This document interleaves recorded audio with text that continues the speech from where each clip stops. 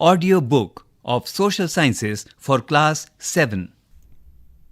Audiobook Social and Political Life Part 2 Class 7 Chapter number 9 titled Struggles for Equality. From page number 102 to page number 109. This chapter is a continuation of Unit 1 titled Equality in Indian Democracy. Now, let's listen to Chapter 9 titled Struggles for Equality. Page 102. Chapter 9 Struggles for Equality. In this book, you have read about people like Kanta, the Ansaris, Milani, and Swapna. The thread that connects all of these lives is that they have been treated unequally. What do people do when they face such inequalities? History is full of examples of persons who have come together to fight against inequality and for issues of justice. Do you recall the story of Rosa Parks in Chapter 1? Do you remember the photo essay on the women's movement in Chapter 5? In this chapter, you will learn about some of the ways in which people have struggled against inequality. Here on page number 102, there are some pictures given, like a picture of a lady weaver weaving cloth, two lady domestic workers talking to each other, a domestic worker with her daughter, a cover page of the book titled Jutan, a wholesale grocery shop, a juice corner, a cloth seller selling cloth, two boys talking to each other, and a girl reading a book in her school. Page number 103. As you have already read in this book, the Indian Constitution recognizes all Indians as equal before the law and states that no person can be discriminated against because of their religion, sex, caste, or whether they are rich or poor. All adults in India have the equal right to vote during elections, and this power over the ballot box has been used by the people to elect or replace their representatives.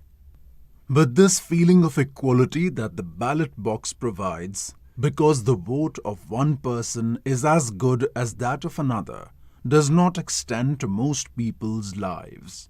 As you have read, the increasing privatization of health services and the neglect of government hospitals have made it difficult for most poor people like Kanta, Hakim Sheikh, and Aman to get good quality health care. These people do not have the resources to afford expensive private health services. Similarly, the man who sells juice does not have the resources to compete with all of the major companies who sell branded drinks through expensive advertising. Swapna does not have sufficient resources to grow cotton and so has to take a loan from the trader to grow her crop. This forces her to sell her cotton at a lower price. Milani, like the millions of domestic workers across the country, is forced to endure the insults and hardship of working as a domestic help because she has no resources to set up something on her own. Poverty and the lack of resources continue to be a key reason why so many people's lives in India are highly unequal. What do you think is meant by the expression power over the ballot box? Discuss.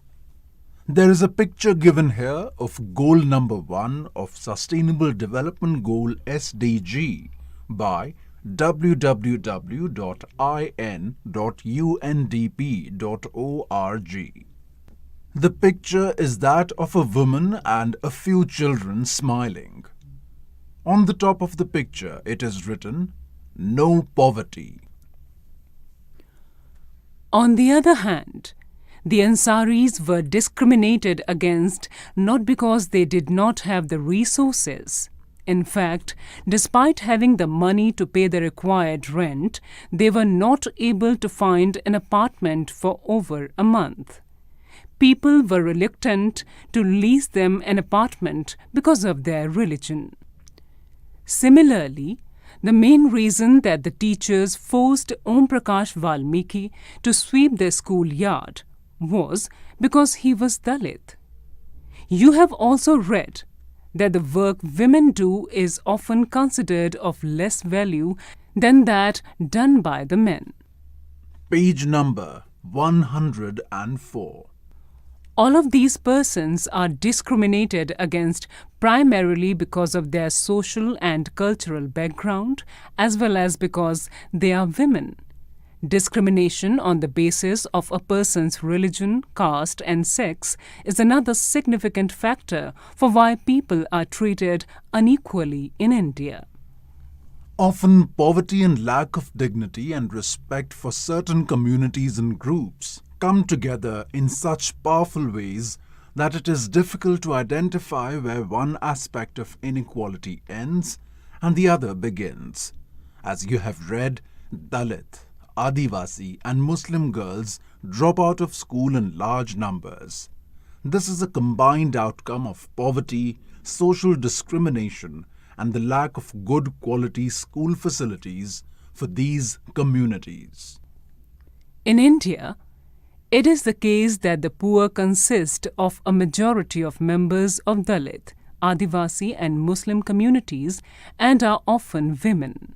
According to the 2011 census data, women form 48.5% of the population. Muslims form 14.2% of the population, SCs form 16.6%, and STs 8.6%.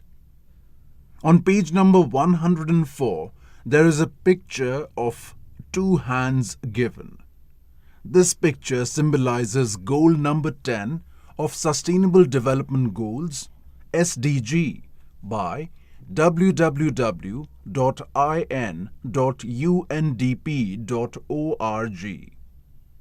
Over the picture, it is written, "Reduced inequalities." Can you think of one person in your family, community, village, town, or city whom you respect because of their fight for equality and justice? Struggles for equality. Throughout the world, in every community, village, city, and town, you will find that there are some people who are known and respected because of their fight for equality. These people may have stood up against an act of discrimination that they faced or which they witnessed. Or they may be well respected because they treat all persons with dignity and are therefore trusted and called upon to resolve issues in the community. Often, some of these persons become more widely recognized because they have the support or represent large numbers of people who have united to address a particular issue of inequality.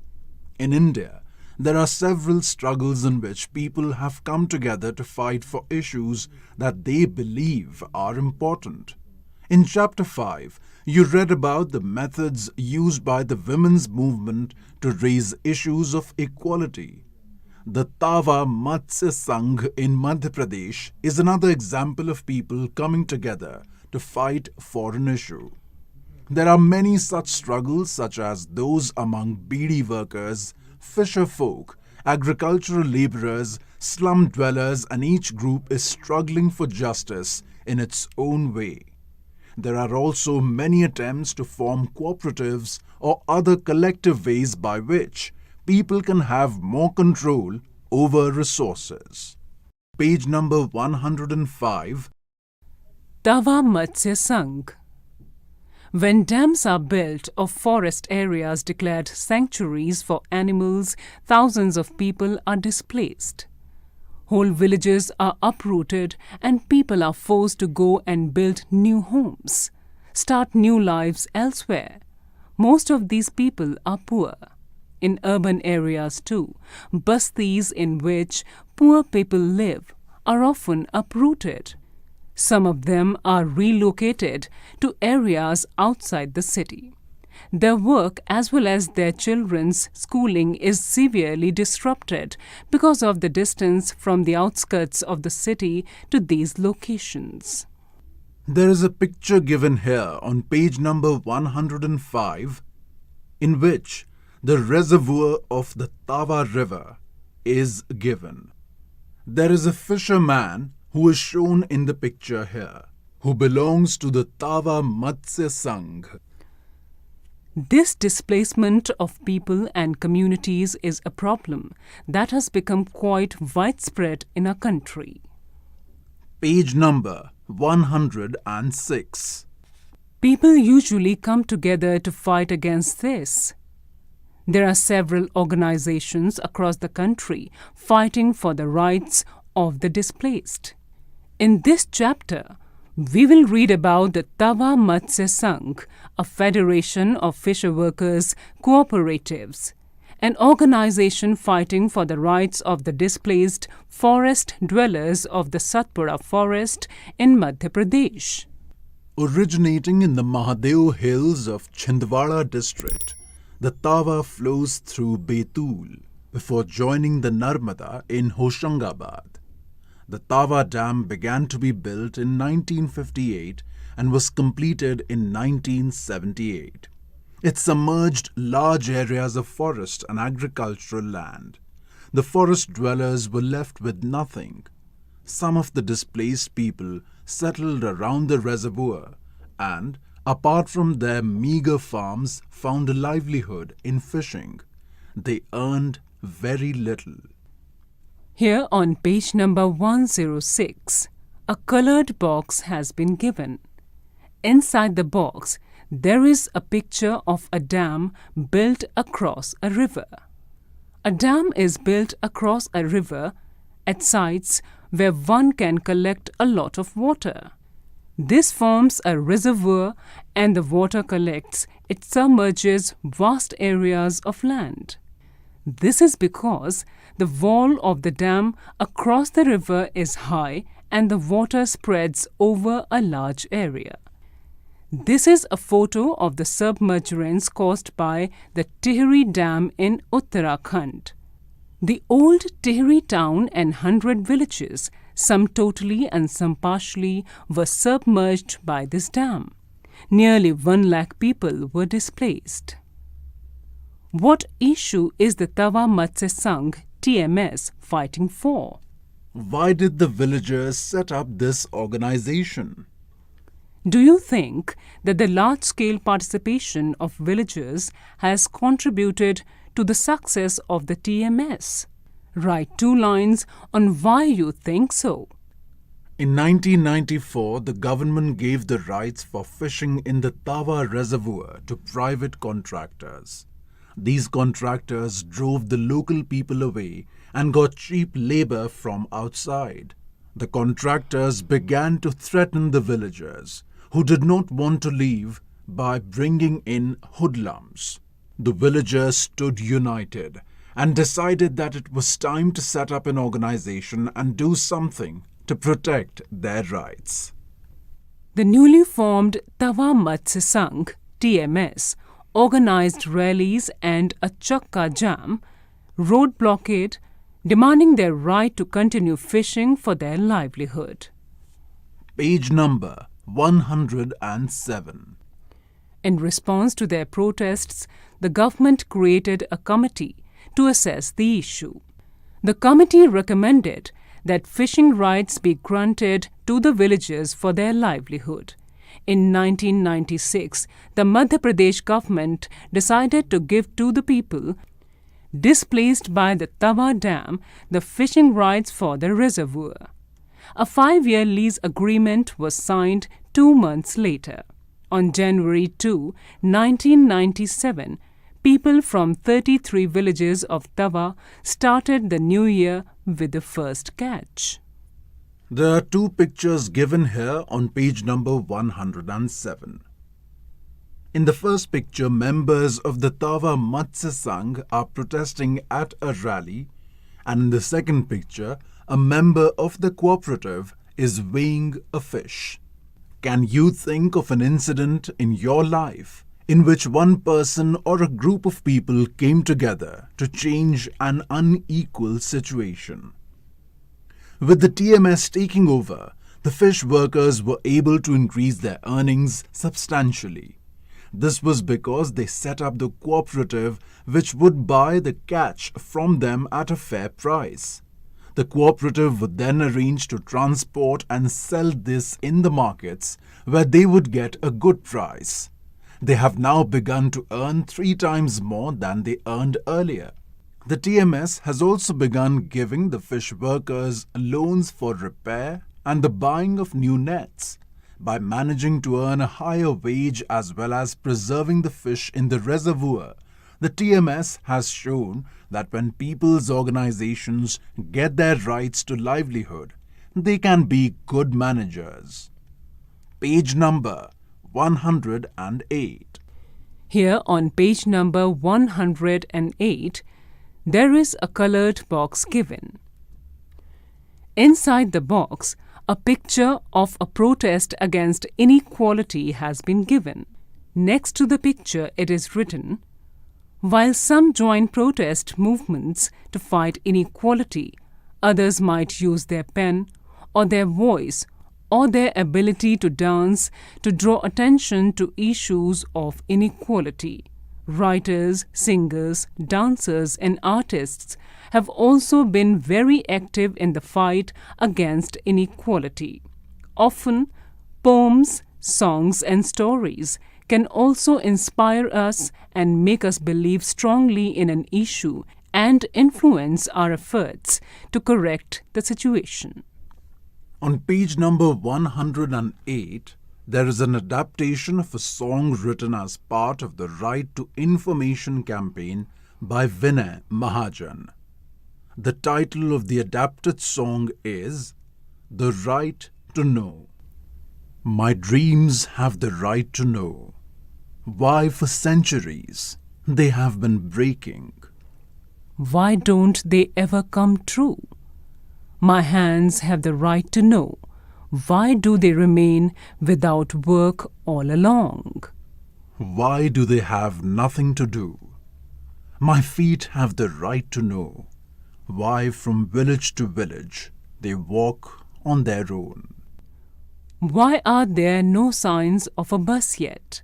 My hunger has the right to know why grain rots in the godowns, while I don't even get a fistful of rice. My old mother has the right to know why are there no medicines, needles, dispensaries or bandages. My children have the right to know why do they labor day and night. Why is there no school in sight? What is your favorite line in the above song? What does the poet mean when he says, "My hunger has the right to know"? Can you share with your class a local song or a poem on dignity that is from your area? The Indian Constitution as a living document, the foundation of all movements for justice and the inspiration for all the poetry and songs on equality, is the recognition that all people are equal. As you know, the Indian Constitution recognizes the equality of all persons. Movements and struggles for equality in India continuously refer to the Indian Constitution to make their point about equality and justice for all. The fish workers in the Tava Matsya Sangh hope that the provisions of the Constitution will become a reality through their participation in this movement. By constantly referring to the Constitution, they use it as a living document, that is, something that has real meaning in our lives. In a democracy, there are always communities and individuals trying to expand the idea of democracy and push for a greater recognition of equality on existing as well as new issues. Page number 109. Here on page number 109, a picture is given here. In this picture, a girl is addressing the audiences. Next to this picture, a note has been given. It reads, over 1,500 persons attended a public hearing in Lucknow in 2001 to protest violence against women. Over 15 cases of violence against women were heard by a jury of eminent women who played the role of judges. This People's Jury helped highlight the lack of support in the legal system for women who seek justice in such cases. What role does the Constitution play in people's struggles for equality? Can you make up a social advertisement on equality? You can do this in small groups. Issues of equality are central to a democracy. In this book, we have tried to highlight issues that pose a challenge to this idea of equality in a democracy. These, as you have read, include the privatization of health services in the country, the increasing control that business houses exert on the media, the low value given to women and their work, and the low earnings made by small farmers who grow cotton. These issues substantially affect poor and marginalized communities, and therefore concern economic and social equality in the country. This is the core of the struggle for equality in democracy. The dignity and self-respect of each person and their community can only be realized if they have adequate resources to support and nurture their families and if they are not discriminated against. You were just listening to chapter number 9, titled Struggles for Equality. With it, all the 9 chapters of the book end here.